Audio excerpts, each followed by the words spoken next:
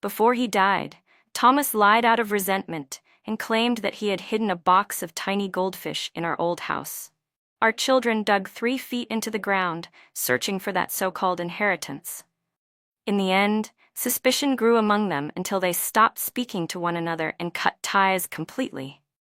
When I visited his grave the following year, I heard his lifelong white moonlight, Evelyn Tate, standing in front of his tombstone with her grandson. She spoke with great satisfaction, saying, "Thomas, thank goodness you left all your inheritance to me. Our son just built a luxury house in the city, and our grandson is about to go abroad. As for Lisa and those worthless brats she gave birth to, they've been fighting among themselves for ages while searching for that box of tiny goldfish. Lisa practically aged 20 years overnight. Haha, Thomas, you were always the clever one. She wouldn't let us be together when you were alive, and now even after your death, you still won't let her or her children live in peace." After saying that, she even brushed her hand across the tombstone. "In this life, I can't put my name on your headstone. In the next life, we will be together forever." Nearly coughed up blood. My head buzzed endlessly. Thomas, so dignified and proper in front of everyone, had actually fathered an illegitimate child with Evelyn Tate. His whole life, he cared most about his reputation. No wonder he hid their affair so flawlessly. And I only learned the truth after he died, standing right here at his grave. He gave all his love and inheritance to his white moonlight and her descendants, while the hatred and lies he left behind were dumped on me and my children. It's one thing to kill someone, but must he stab my heart too? What right did Thomas have to dwell in my heart? I wandered back to the old house in a daze. Looking at the traces of the life I had spent there, everything felt meaningless. I typed out everything that happened today and sent it to each of my children. Don't ask why I didn't send it in the family group chat. My family had already shattered the moment Thomas told that lie. After sending everything, exhaustion washed over me. The moment my head hit the pillow, I fell asleep. When noise woke me, I found myself looking at a scene all too familiar. White mourning banners swaying, people in funeral linen, and waves of sorrowful cries echoing harshly through the hall. It was a funeral hall, but the photo on the altar was mine. I figured I must be dead, returning on the 7th day after death just to take one last look at the children and grandchildren I cared about. My oldest son and his wife worked in government. When Thomas died, they insisted on giving him a grand funeral. Now, my own funeral was more than twice as extravagant. My second son and his wife, who were always calculating in business, were crying uncontrollably. From their words, I finally understood. The moment they received my message, they rushed to the old house and found my cold body. My youngest daughter, long since divorced, stood in the center of the hall with the granddaughter I had raised myself. She was furious and heartbroken. "I can't let my mom go like this. That old man never did a decent thing in his whole life.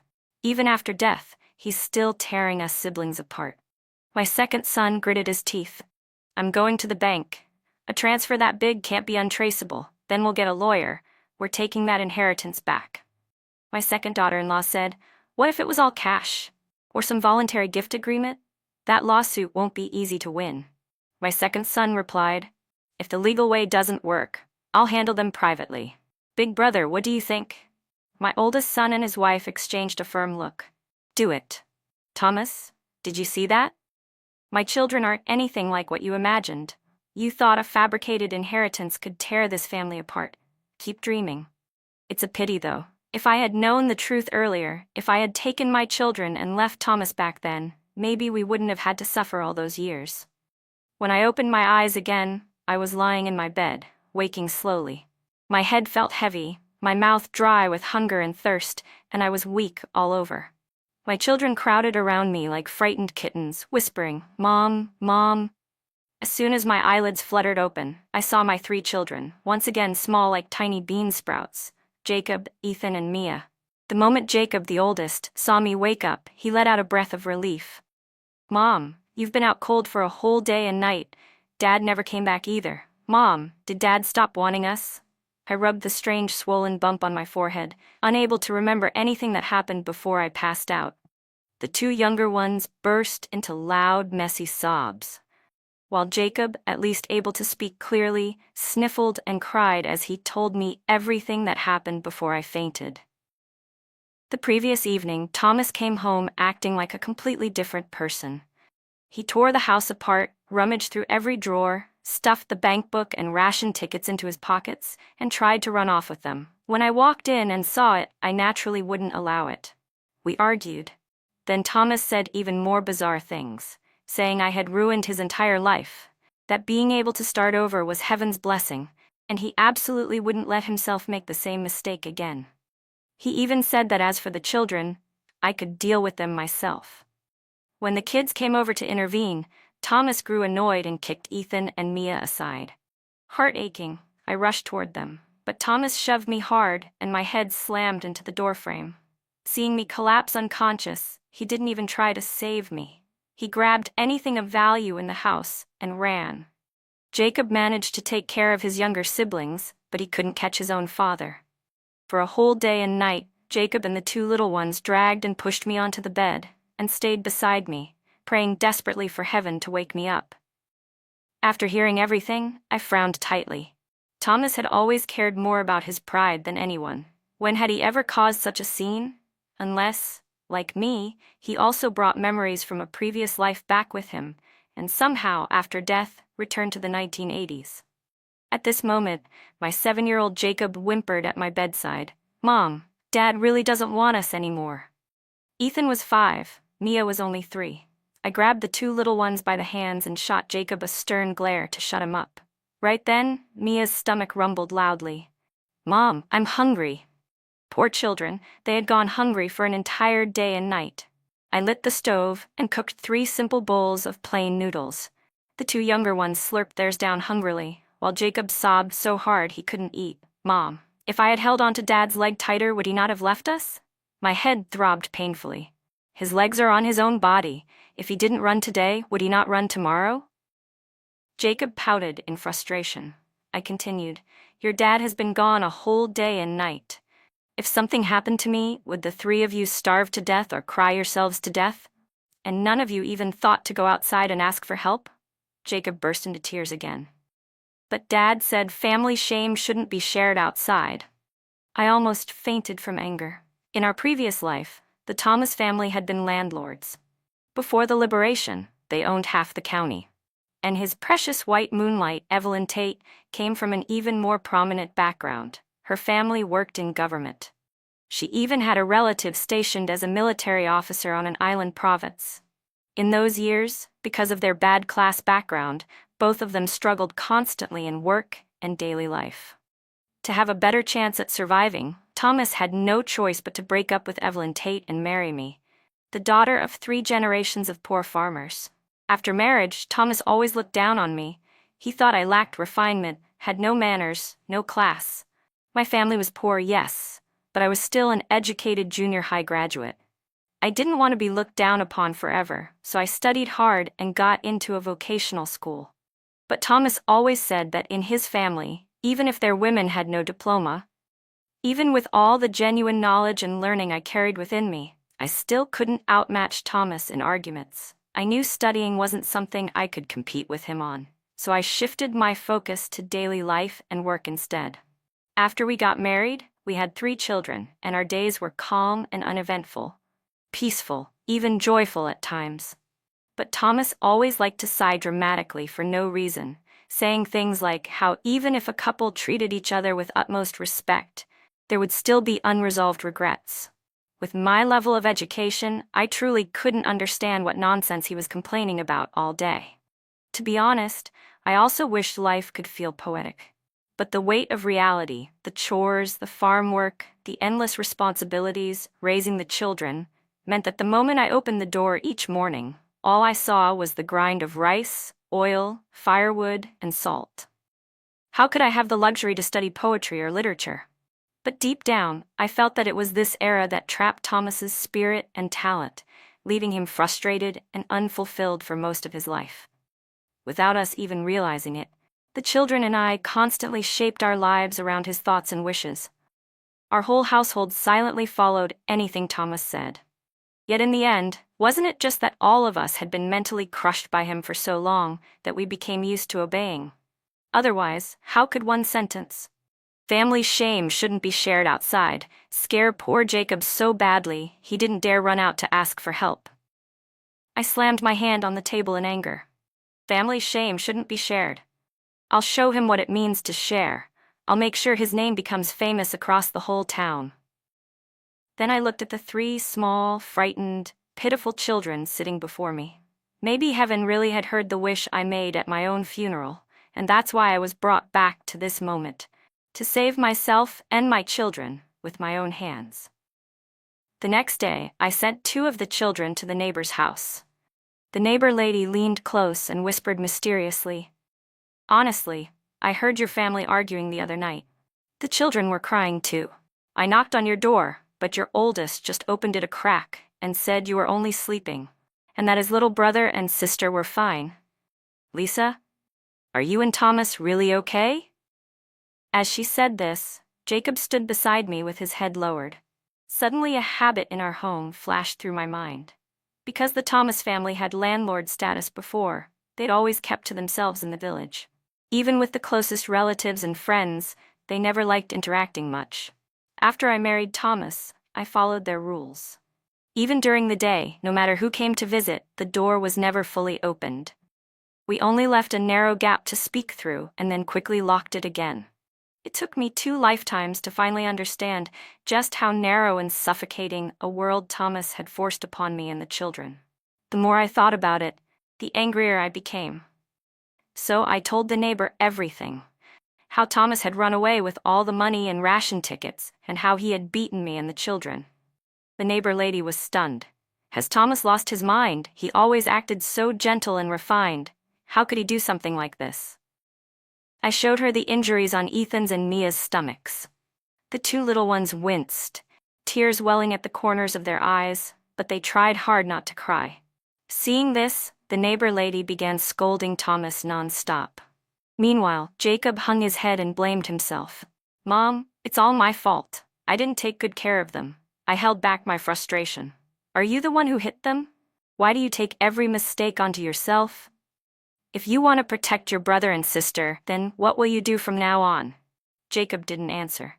Ethan snorted, "Whoever hits me, I'll hit them back." Little Mia chimed in with her baby voice. "Daddy bad! Daddy hit!" I gathered the 2 younger ones into my arms. After all, only the one who takes a kick to the stomach truly knows the pain.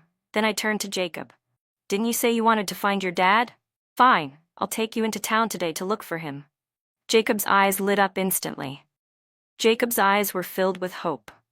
In his mind, Thomas was still that knowledgeable, cultured father he idolized. Some things, until he saw them with his own eyes, he wouldn't be able to let go of his illusions. The neighbor lady pulled Ethan and Mia into her arms and said righteously, "Lisa, you can't just let him get away with this. At the very least, you must take back the money. I'll watch the 2 kids for you. And if Thomas comes back to the village early, I'll have my husband block him for you." I thanked her and took Jacob with me to catch the bus into town. On the way, Jacob's inferiority crept in again. "Mom, everyone knows what Dad did. What if people look down on us from now on?" I said firmly. "We're not the ones who did anything wrong. If anyone should be ashamed, it won't be us." Seeing he was still gloomy, I continued. "When kids do something wrong, they need to be punished. Your dad is a grown man, an educated intellectual, someone who understands more principles than you. Shouldn't he be punished even more?" Jacob looked thoughtful as we entered the city. I brought him to the faculty housing area of a certain middle school. From behind the small fence surrounding the ground floor courtyard of one of the units, we could see Thomas, refreshed and spirited, standing shoulder to shoulder with a beautiful woman in a dress, Evelyn Tate. Beside them stood a boy around 6 or 7. The 3 of them were gathered around a garden table, eating snacks and having a warm, cozy afternoon tea. The little boy turned his head while laughing, revealing a face that resembled Jacob by at least 70 or 80%. That child was Thomas and Evelyn Tate's illegitimate son, Tony. My brow twitched violently. Jacob stared in shock and disbelief, clenching his tiny fists over his mouth to keep himself from crying out. We hadn't watched for long before the boy ran back into the house. Thomas's eyes were full of gentle affection, and Evelyn was glowing with a flirtatious smile. The two of them linked arms, looking just like a deeply affectionate married couple. Evelyn asked, "Why did you come so early? And why did you buy so many things, and that piano? What am I supposed to tell the old man when he returns?" Thomas said solemnly, "Tell him what? Tony is my son. I'm never going back to that countryside home again. Don't worry, I've been reborn. For the next few decades, I'll give you and Tony the best life possible." With that, the two of them walked into the house arm in arm. Soon, the sound of a pleasant piano melody drifted out, along with bursts of joyful laughter from their happy little family of 3. Back when Thomas was young, he used to donate 2/3 of his salary to struggling coworkers and poor students trying to stay in school, earning him a reputation for being charitable and kind-hearted. Our entire household expenses had relied on the work points I earned and the remaining 1/3 of his salary. We lived extremely frugally, but I never knew Thomas had been giving the money to a woman in the city, his lover, and to their illegitimate son. "Mom, why is Dad with them? Who are they?" Jacob tugged at my hand, pulling me back to my senses. My palm grew cold. "They're the woman your father likes, and the child he had with her." The moment I said the truth out loud, the expression on my 7-year-old son's face looked as though his entire world had collapsed. The great, responsible, well-educated father he had imagined died completely in his heart that instant. He finally understood. It wasn't that Thomas didn't want him anymore. It was that Thomas had never cherished him in the first place. I held Jacob's hand as we walked out of the housing complex, tears streaming down my face. Several tenants passing by probably noticed us. A warm-hearted woman carrying a basket of groceries stopped us. "Are you looking for someone? Or did something happen? You're both crying so hard." Jacob forgot all about keeping family shame inside. "Ma'am, my dad doesn't want us anymore." I pretended to look extremely embarrassed. Holding back a painful sob, I forced myself to say a few more sentences. "My husband has no shame.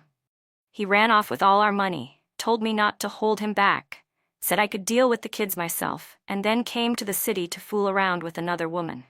Folks from our village said they saw him come here, so the kids and I chased after him. But when we arrived, we found out he'd already had a child with another woman." As I spoke, a few neighbors who had been eavesdropping slowly gathered around us. The woman with the grocery basket looked utterly shocked, though she tried not to stare at Jacob's tear-streaked little face.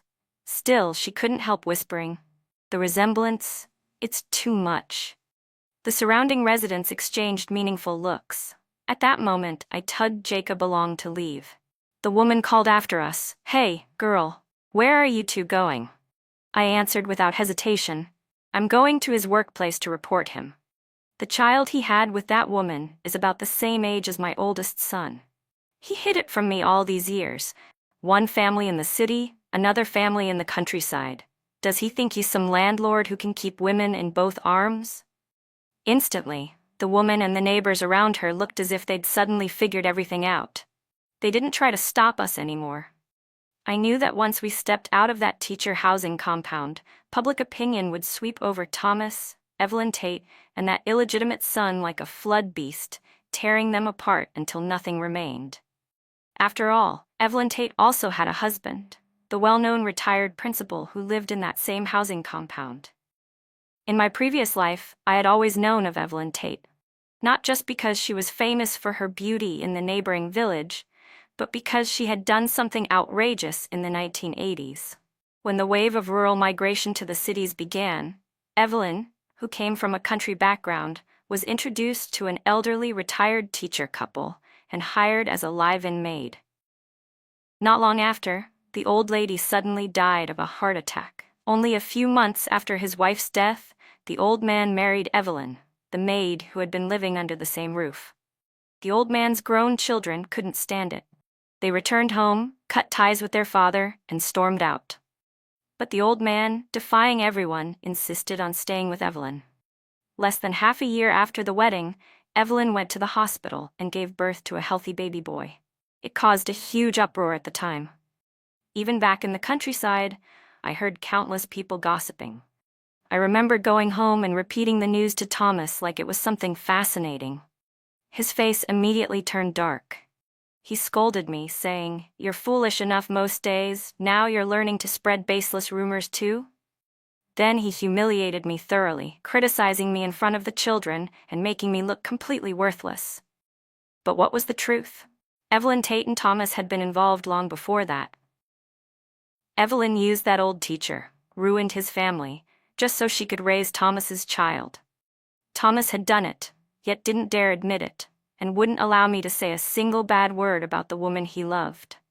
The two of them were truly a perfect pair of shameless people. Fortunately, I still had a relative I could rely on in the city, my cousin, Carl Grant. In the early 1980s, when the winds of economic reform swept across the country, Carl came into the city to start a business. Within a few years, he made a fortune and brought his wife and kids to the city to enjoy a better life. Everyone in the village envied him. But whenever I mentioned him at home, Thomas would immediately lash out, calling Carl a newly rich peasant with a big gold chain, a big gold watch, and probably only one step away from getting gold teeth. He sneered, "You envy that stench of copper and greed?" So I stopped bringing it up. But now, when Jacob and I showed up at Carl's restaurant, he froze for a moment. Then, after noticing the tear stains on our faces, he rushed over and asked anxiously, "Lisa, what happened? Who bullied you two?" I briefly explained what had happened. Carl's wife, who had previously looked a bit impatient when she saw us walk in, suddenly planted her hands on her hips and stomped her foot on the ground. Carl's wife immediately started cursing Thomas. He barely makes any money in a whole month, and yet he managed to set up a home in the city? Even bought a piano? No wonder he ran off with all the money. You mean he was supporting another woman and another child? And Lisa and your 3 kids were suffering in the countryside like that? Her scolding hit right at the heart of it. Jacob's expression darkened further. Thomas always valued him the most, saying he was the eldest son of the family, that he would one day carry the family's responsibilities, study hard, and restore the scholarly reputation of the Tang family. And what happened instead? Thomas's other illegitimate son lived in a bright, spacious single-family courtyard home in the city, with a piano inside, playing music in his free time, enjoying afternoon tea with cookies. Meanwhile, Jacob and his brother squeezed together on a squeaky old wooden bed, playing with mud when they got bored. Only by studying desperately and scoring double hundreds on exams could he earn a single peach cookie. The difference between their lives was like heaven and earth. Jacob suddenly burst into tears. "Mom, did Dad never like me at all? Did he only like me because I look like that boy?" For a moment, I couldn't speak. Even Carl and his wife didn't dare say anything. It sounded ridiculous, yet when you thought deeper, it wasn't impossible. My face darkened like a lump of coal. I grabbed Jacob's hand. "Don't be sad. It's not that your father doesn't want us, it's that we don't want him anymore." The next day, I left Jacob in Carl's wife's care and took Carl along with a few of his restaurant workers to the teacher housing complex. When we arrived, it was Tony who opened the door. In a crisp little voice, he asked, "Who are you looking for?" Carl answered bluntly, "Your dad." The boy tilted his head. "Are you looking for my old dad or my young handsome dad?" I gave a cold laugh. "Then how many dads do you have? Or should I ask, which dad do you like more?" Tony giggled innocently. "I like the young handsome one." "Tony, who are you talking to?" A gentle female voice called from inside, tinged with suspicion. Tony, too young and untouched by the world, immediately pushed the courtyard door wide open. And there she was, Evelyn Tate, dressed neatly, glowing and polished. She also saw me, roughened by years of labor. Tony, ever oblivious, added loudly, "So which dad did you all come looking for?" Evelyn went pale with fright. She rushed forward and scooped the boy into her arms. "Evelyn? Tony? What are you two doing?" And just like that, Thomas appeared, fresh-faced and lively. Carl didn't waste a single word. He stepped forward and flipped Thomas over his shoulder, slamming him straight onto the ground. His restaurant workers rushed into the courtyard and began smashing the carefully arranged little garden. Flower pots shattered everywhere. Evelyn clutched Tony tightly, trembling like a leaf in the autumn wind. I walked straight up and slapped her, hard. She was so stunned that she didn't dodge. The slap landed squarely across her cheek. Tony screamed, "You're bad people. Why are you hitting my mom and dad?" I stared at his face, so young, so innocent, so painfully similar to my eldest son's. Evelyn held Tony protectively, then as if mustering courage, snapped, "You've hit me. You've vented your anger. Fine, take your people and leave. If I shout for help, none of you will get away with this." I slapped her again, this time on the other cheek. "Where is my money? The ration tickets? You married into the city and latched onto an old man to help you raise your child. How dare you still take money from Thomas?" All year long he claimed he was donating his salary to struggling coworkers and poor students. I caught him today. "So tell me, did Thomas not spend a single cent on you and your child?" I asked coldly. On the other side of the courtyard, Thomas was already being thoroughly beaten by Carl.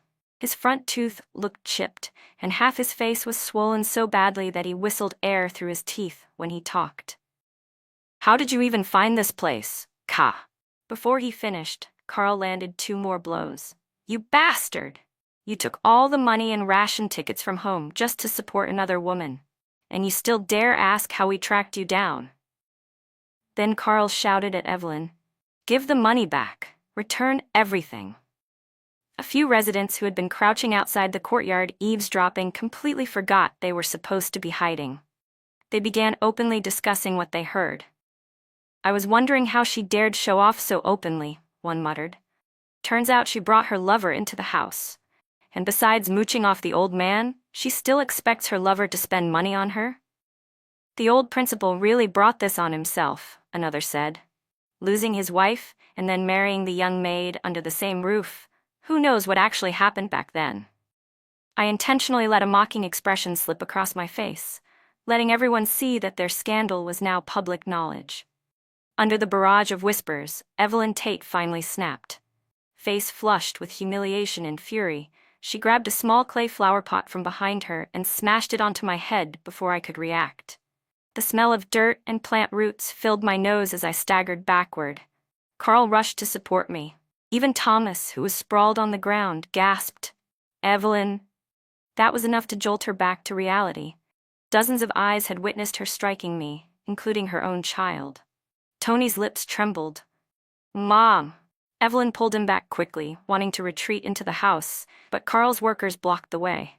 She panicked, scooped Tony into her arms, and bolted toward the main gate, only to be stopped dead by an imposing elderly man standing there with a bulging travel bag. His face froze in shock. Tears streaming down his face, Tony ran to him. "Old Dad, please help Mom and my young dad." The old man's entire face flushed crimson with rage, his body shaking uncontrollably. A few neighbors hurried to steady him, otherwise he would have collapsed on the spot. Tony kept sobbing, "Old Dad, old Dad." A neighbor finally shoved the child aside. "Get out of the way." Tony fell hard onto his backside and wailed even louder. In the 1980s, a wife bringing her maternal family to confront her husband for cheating was a common enough scene. But because my head had been split open by that flower pot, I wasn't held responsible at all. Instead, I became the victim and a key witness. At the police station, Carl exaggerated everything we had endured by at least tenfold. "Officer, you didn't see it. Even with several grown men there, my sister was knocked unconscious by a flower pot. Can you imagine how arrogant and brazen this adulterous pair must be?"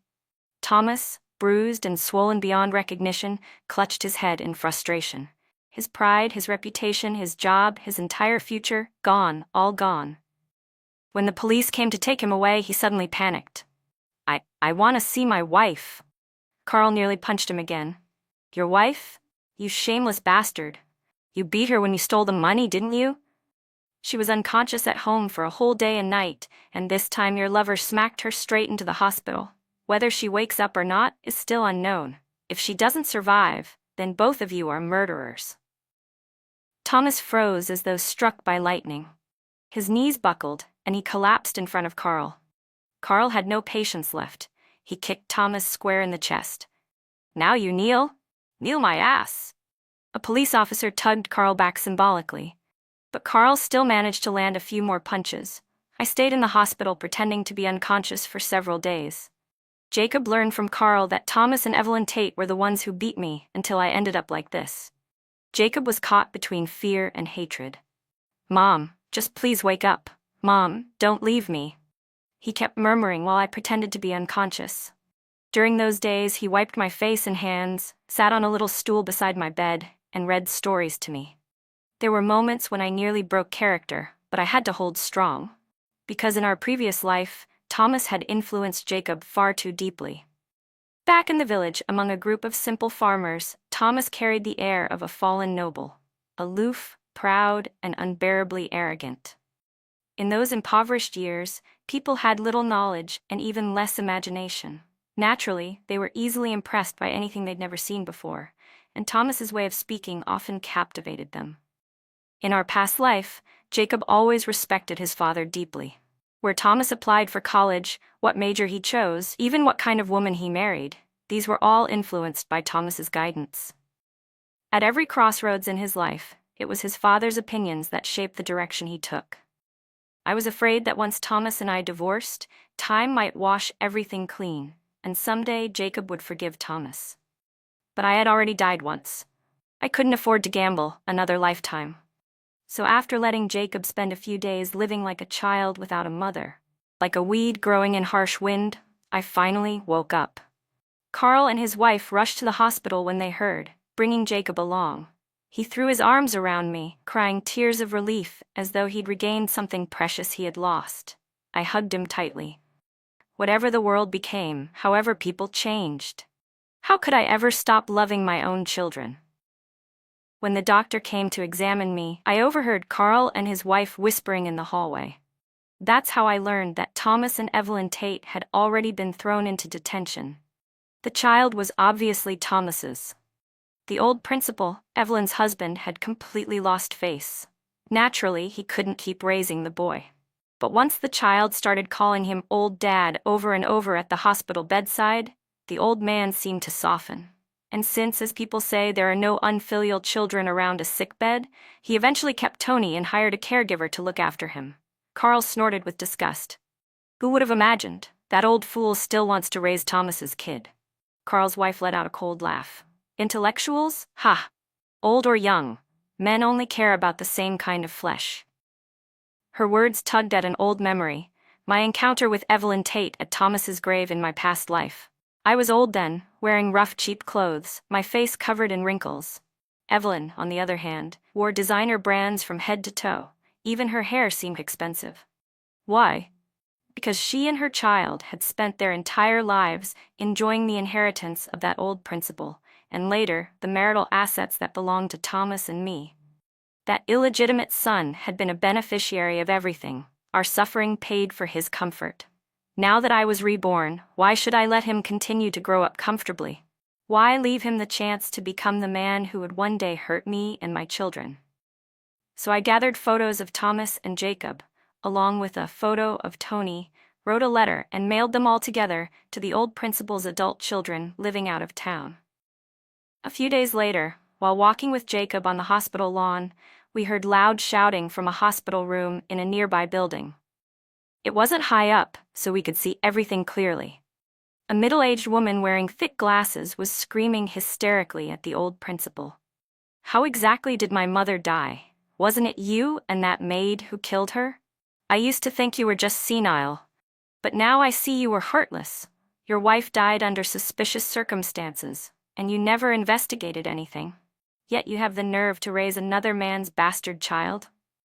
What followed was the sound of breaking glass. A child crying, people trying to intervene, chaos everywhere. Jacob stayed close at my side.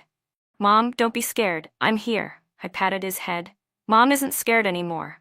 There's nothing left for me to fear. From now on, the only ones who will suffer are Thomas and his little family. At that moment, the old principal's adult children were trying to drag Tony out of the hospital room. Tony had been pampered and spoiled by Evelyn Tate since he was little. Inside the hospital room, he threw himself on the floor, rolling and kicking. I'm not leaving. I want old dad to chase all of you out. The old principal's eldest daughter dragged the boy forward and shoved him toward the hospital bed where the old principal lay. Old dad? Young dad? Which one is it? You shameless little brat, she shouted. The old principal, desperate to protect himself, had no choice but to shut his eyes and pretend he saw nothing. After that, they had someone take the boy back to Evelyn's family home in the countryside. According to the law at the time, Thomas and Evelyn were charged with hooliganism, already a serious crime, and on top of that with intentional injury. Evelyn's sentence should have been heavier than Thomas's.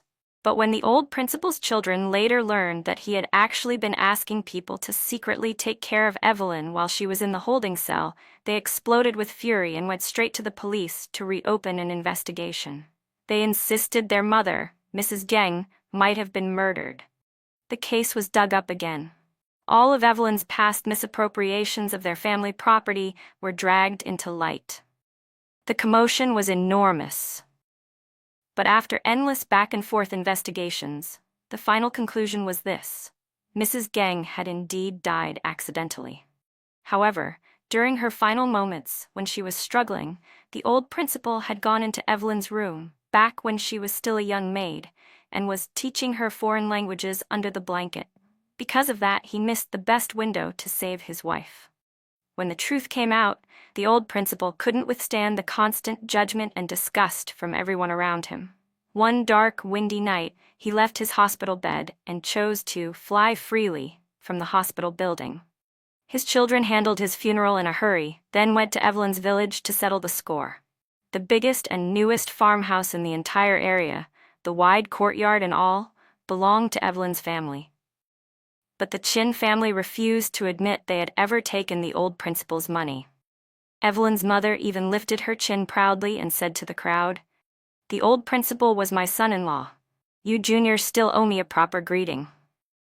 Seeing she was such a shameless old crone, the old principal's children secretly hired a group of street toughs.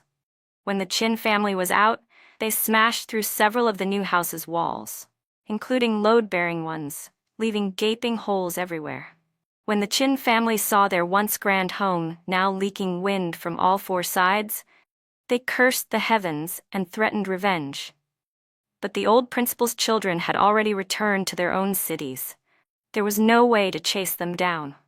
While the old principal's children were settling scores with Evelyn Tate's family, I finally divorced Thomas, who was still in jail. He probably wouldn't get out until the hooliganism charge was abolished.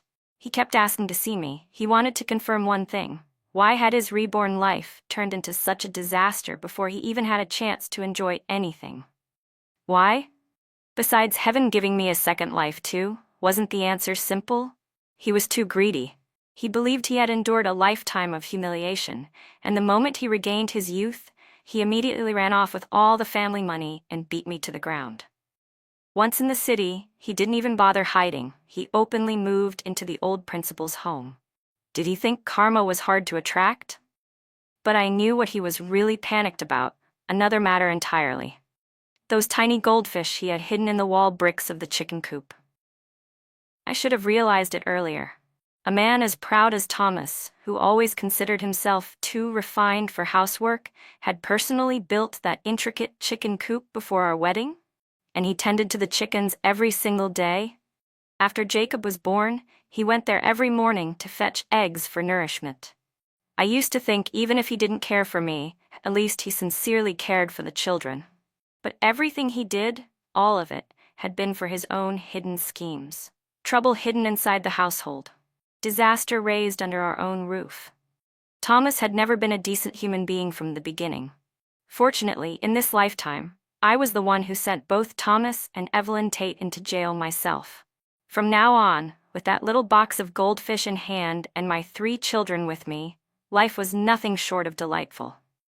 But one day, when I pushed open my front door, I saw Evelyn Tate's furious mother standing there with Tony, the illegitimate child, looking miserable and dirty, blocking my doorway like a curse. She had come begging right to my home. Mrs. Chin shoved the shabby, ragged, dust-covered boy toward me. "Tony is my daughter's child, Thomas's child. You're Thomas's wife, you deal with him." After saying that, she tried to leave, but I grabbed her like you'd grab a stray dog. "What nonsense are you spouting in broad daylight? Any child on the street, you can just claim he belongs to Thomas, and I'm supposed to raise him? Why don't you say you're my child? Should I raise you too?" The neighbor lady across from me opened her door, met my eyes, and immediately hollered, "Everyone come look! Evelyn Tate's mother is here." Within seconds, all the village aunties came trotting over, energized and ready for battle. So this is the mother of that shameless woman arrested for hooliganism? Well, this is something to see. Your daughter chases after any married man, young or old. Everyone knows her reputation, and you still dare show your face here? Your daughter got arrested, and now you want to humiliate us right at our own doorstep? Your daughter is shameless, but you as her mother are even worse. Spit flew everywhere, but Mrs. Chin wasn't rattled at all. She spit back. Pa, Tony is Thomas's all right.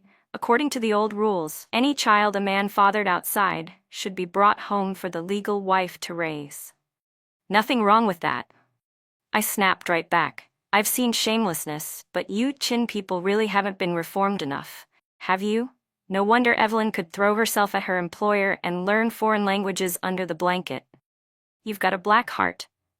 Took the old principal's money to build that new house, and now you won't even raise your own grandson. Mrs. Chin's face flickered with guilt, only for a second, before she puffed up again and barked. You couldn't keep your man. Useless woman. Anyway, the child is Thomas's. Sending him back to your Tang family is only natural. Inside the house, Jacob heard the commotion. He rushed out and held up my newly issued divorce certificate for everyone to see.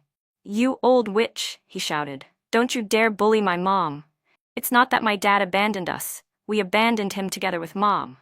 I took the divorce certificate and showed it around as well. Mrs. Chin froze in shock, and even the village aunties looked stunned. In the 1980s, divorce was something that shattered people's understanding of the world. But I had long prepared my explanation. My in-laws have both passed away. Over the years, Thomas received so much help from the villagers, who never held grudges against him.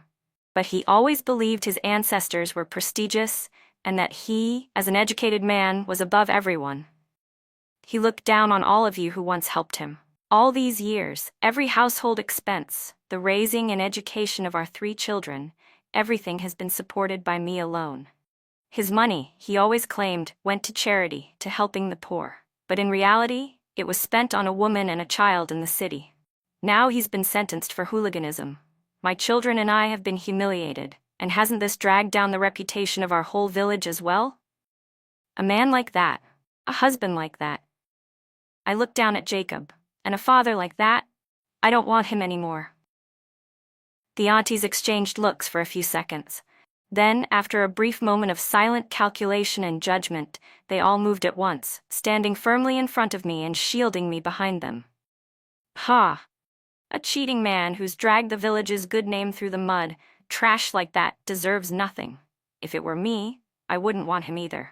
The village aunties shouted at Mrs. Chin, if you've got the guts, go to old Lee and make Thomas take responsibility.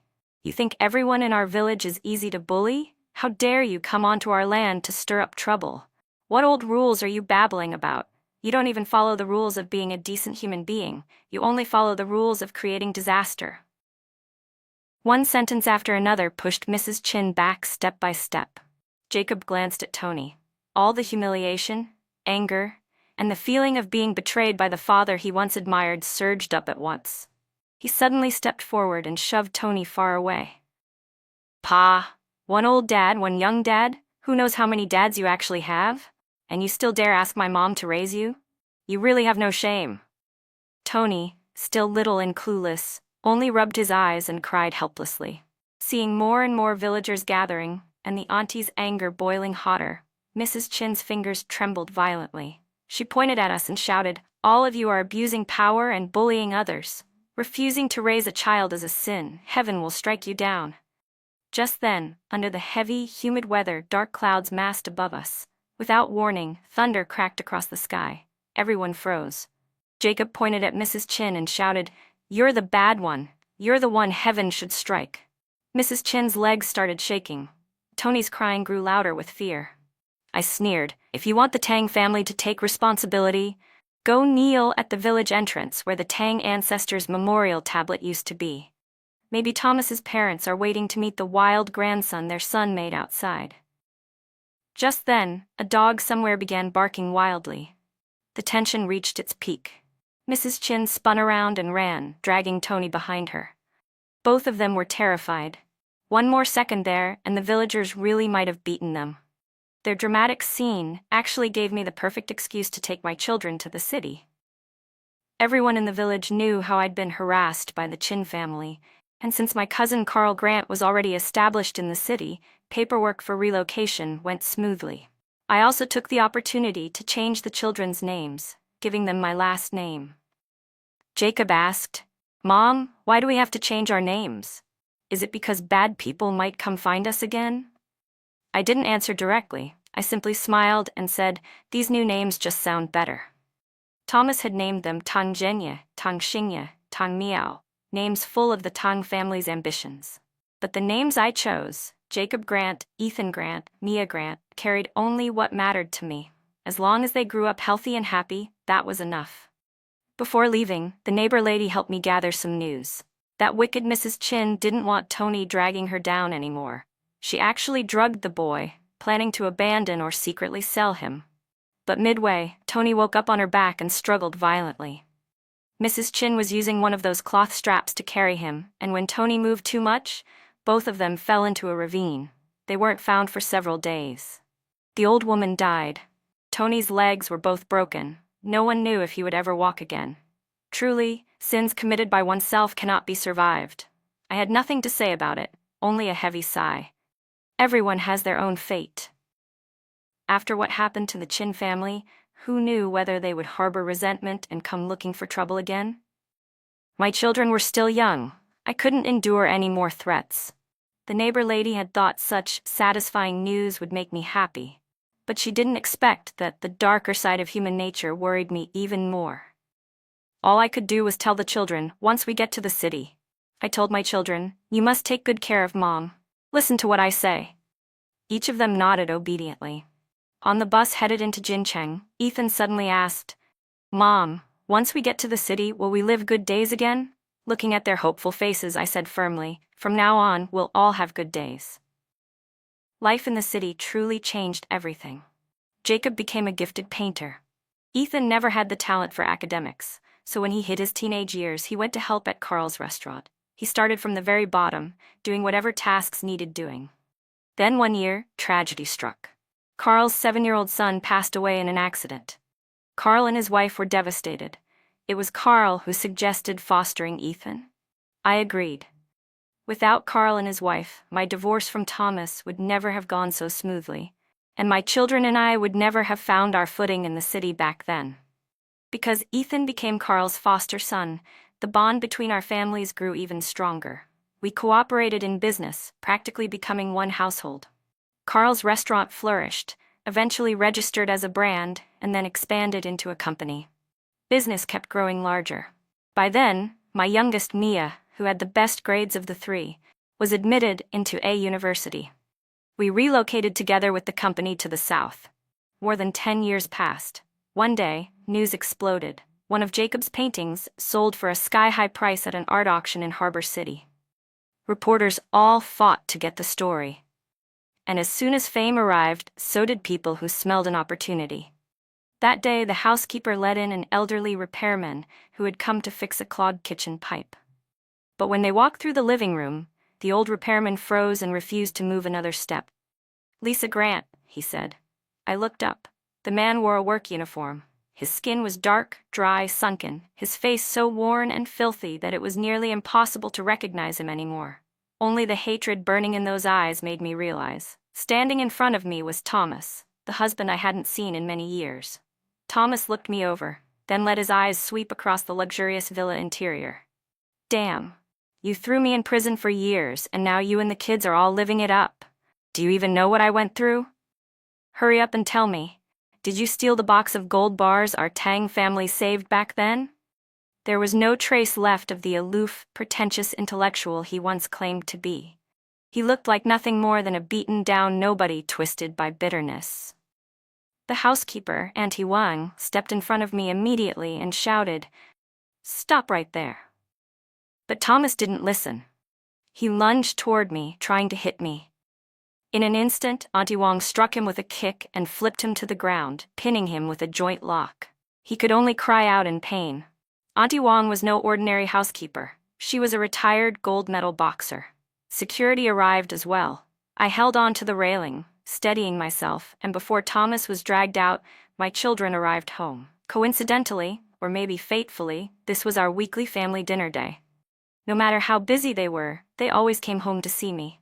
That day, it gave Thomas exactly what he had wanted, a chance to see all the children I had raised, each outstanding in their field, each thriving. Jacob, tall and confident, stepped to my side. Thomas's eyes lit up instantly. In our previous life, Jacob had been his favorite. Thomas had poured everything into him: education, pressure, expectations, until Jacob entered a prestigious university and later became a high-ranking civil servant. Jacob had revived the Tang family name, becoming Thomas's greatest pride. But now, Jacob didn't even look at him. He cared only about me. "Mom, what happened? Are you hurt? What's going on at home?" Thomas crawled forward desperately. "Jacob, look at me. I'm your father."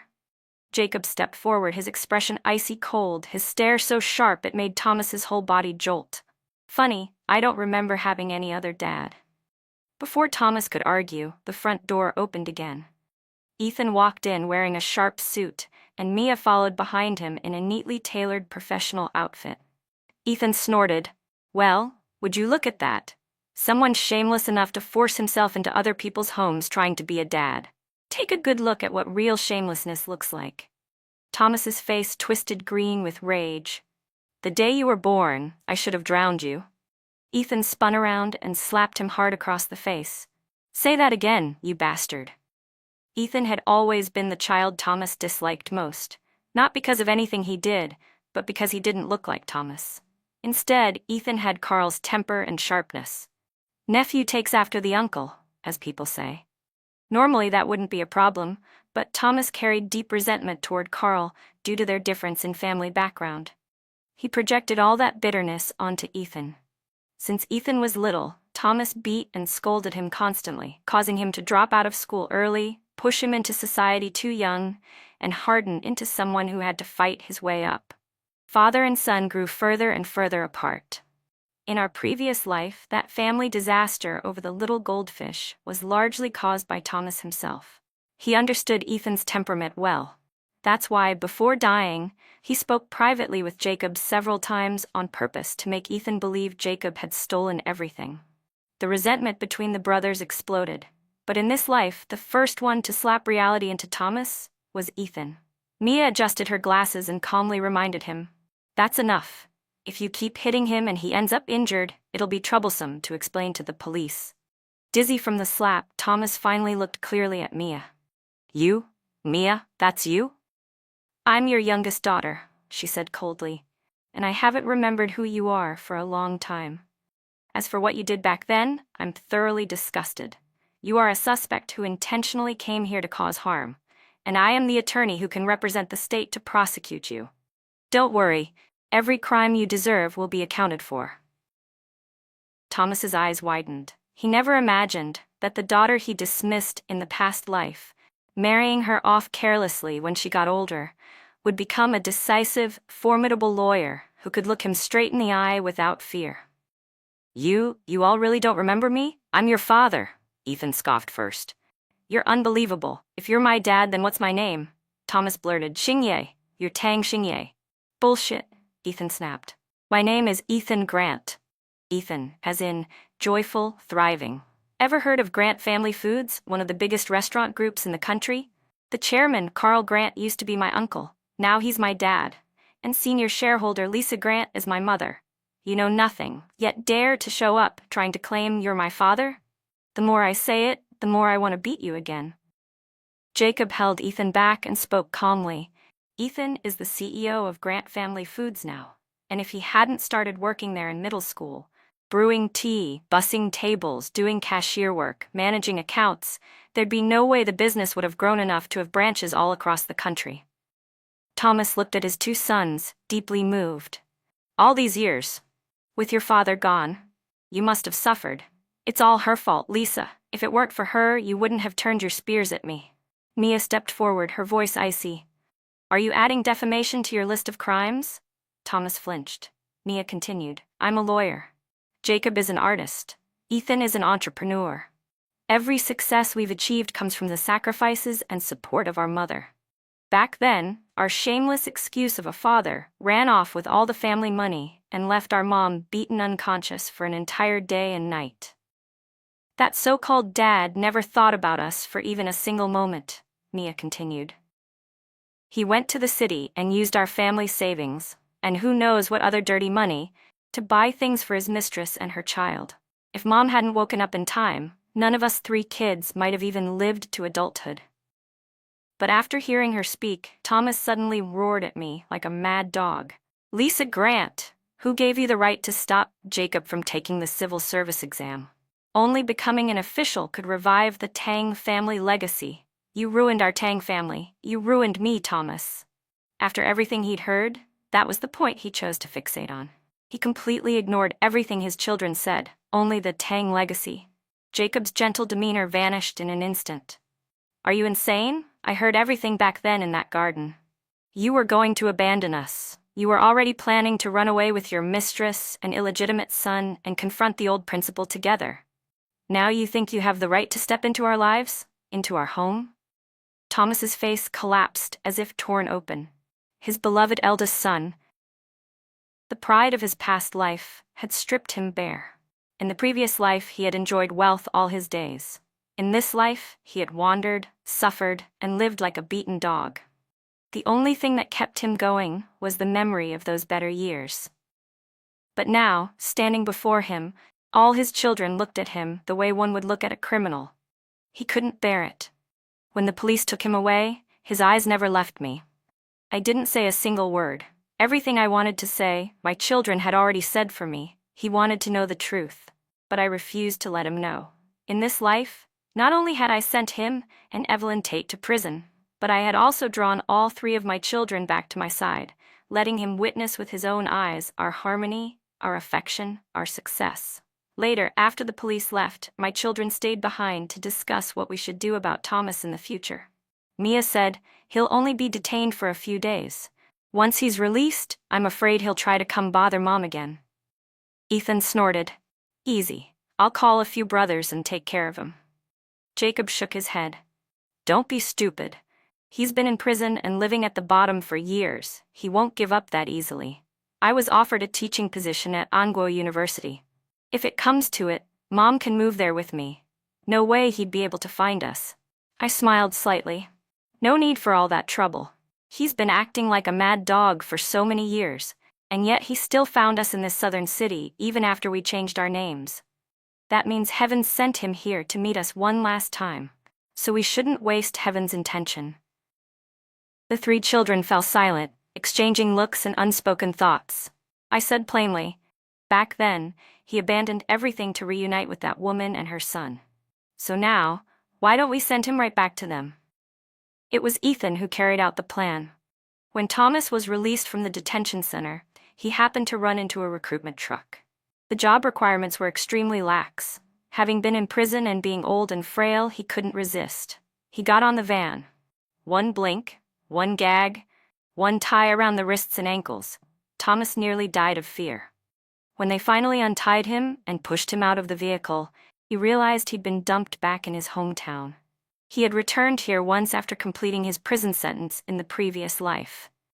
But the old house had long since collapsed. Most villagers had moved away. Only a few elders remembered him, and the younger people didn't recognize him at all. But the thing that truly broke him was this: the box of tiny goldfish hidden inside the chicken coop wall. Gone. Whether I had taken it or someone else had found it, he had no way to know. This time, as Thomas wandered back into the village, an elderly villager, one I had arranged long beforehand, pretended to recognize him with great enthusiasm. The old villager led Thomas all the way to an aging clay tile house. For half the walk, Thomas couldn't understand why he was being brought there, until the door opened and he saw her. Inside the dim room stood Evelyn Tate's mother, her hair completely white, and beside her, leaning on a cane, was a twisted, crippled, middle-aged man, their son, Tony. When the 3 of them laid eyes on each other, the world fell silent. Evelyn was the first to react. She lunged forward and grabbed Thomas with both hands, clutching him like a lifeline. "You damned bastard," she screamed. "How many years have you been out of prison? Why are you only coming back now?" Thomas instinctively tried to pull away, but she gripped him even tighter. I went to prison because of you. My whole family is dead. Dead, do you hear me? And our son Tony, do you even have a conscience? How could you not come for us? How could you leave us like this? As if Thomas didn't already know. Of course he knew. If he didn't, why would he wander around for years and never return home? First, because he suspected I had discovered the box of tiny goldfish, taken the money, and fled with the children. He couldn't accept that. Second, because he didn't dare face Evelyn and her son. He didn't want the responsibility. Meanwhile, Ethan had donated a school and a clinic to the village and opened a supply line for agricultural goods, genuinely improving the place. With so many villagers knowing the Grant family, Thomas had no chance of slipping away now. In our previous life, Evelyn had cried at the graveyard saying she and Thomas could never be together. Well, this time they could be together for the rest of their long, miserable lives. Killing a man is easy. Letting reality grind him down slowly. That was what I wanted. Let the two families' children stand in stark contrast. Let Thomas's already shattered heart rot one crack at a time. He lost his conscience long ago, and learning ruthlessness from him wasn't that hard. After settling everything regarding Thomas, I woke up one morning and suddenly felt dizzy. Auntie Wong panicked and rushed me to the hospital. By noon, all three of my children had dropped everything and gathered around my hospital bed. Mom, are you okay? Mom, how do you feel? Mom, what can I do? Tell me anything. Their voices echoed exactly like when I had just been reborn, three tiny children surrounding my bed, begging me to wake up. Over these 30-plus years, I have lived fully and contentedly. I looked at my children and whispered, Jacob, Mom was happy to let you chase your freedom. In the end, you chose the art you loved and became one of the country's most celebrated painters. Ethan, Mom always knew you were wild and free-spirited. The family business fell into your hands, and you carried two families' burdens all on your own. I'm proud of you. And Mia, Mom knew you wanted to prove yourself, to show everyone your brilliance, to make sure no one ever looked down on you just because you're a girl. And you did it. I'm happy for you. My three middle-aged children cried in front of me. Just then, Auntie Wong walked in holding my test report. Mrs. Grant, it's just low blood sugar. A little problem older folks get. Why are you all crying? This woman here is perfectly fine. The three kids scrambled to grab the report. Ethan wiped his eyes. Mom, you scared me to death. I thought you didn't want me anymore. Mia bent down and hugged me tightly. Jacob let out a shaky laugh. Mom, if anything ever happened to you, no matter how successful I become, it would all be meaningless. I shook my head gently. You're you. You're not anyone's shadow. You don't need to worry about me all the time. Angwo University recommended you that position. Go. The world is vast. Go live it. Freedom of thought, your talent fully realized. Jacob, you really did turn your life into poetry. Jacob suddenly crouched beside my hospital bed. Mom, it doesn't matter what kind of poem life becomes. What matters is that you're here.